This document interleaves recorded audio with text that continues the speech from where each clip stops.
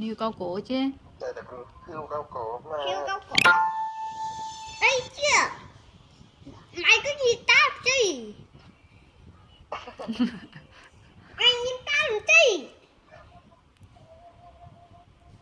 Trời ơi. Cái con mèo kia. Thế mình là con mèo. Hình cô gái mà. Cô gái xinh gái lên gì nè. Chả thèm.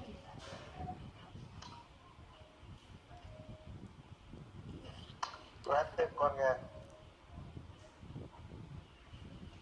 Yeah.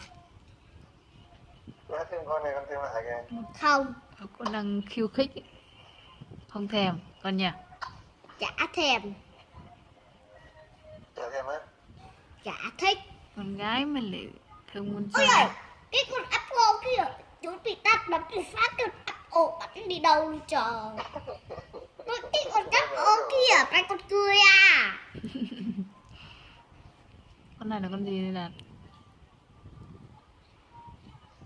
Con người hành tinh đúng không? Người ngoài hành tinh.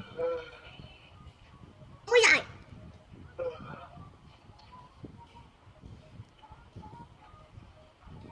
Mày người hành tinh ấy nha. Mày là người hành tinh. Người ngoài hành tinh. Trời, sao nhìn như Kéo.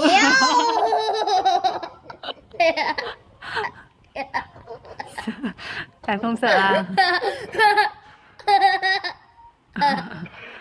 Đạt không sợ à, Đạt?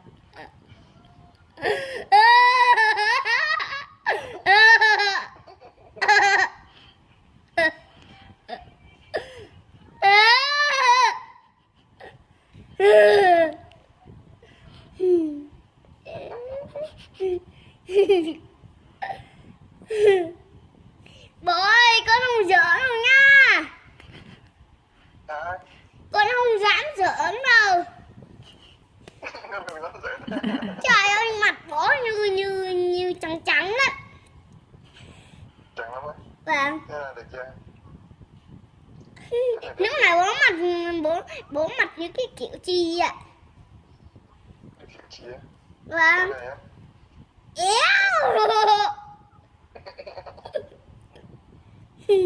Như ma đúng không? Đúng phải.